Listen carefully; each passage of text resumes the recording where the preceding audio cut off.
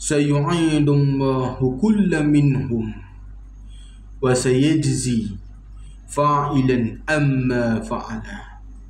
Mereka semua telah kembali, telah mati, telah kembali, telah mati, dan mereka akan dibangkitkan kembali, dan mereka akan ditimpa, mereka akan mendapat balas apa yang mereka lakukan di atas dunia ni.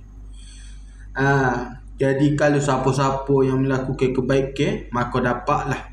Siapa-siapa buat baik di atas dunia, mengamalkan agama di atas dunia, maka dapatlah balasan yang baik di akhirat. Siapa-siapa yang berbuat kemungkaran, siapa-siapa yang mengerjakan maksiat, siapa-siapa yang mengerjakan dosa, siapa-siapa yang melanggar hukum syarak, maka dia akan mendapat azab yang berat di akhirat kelak.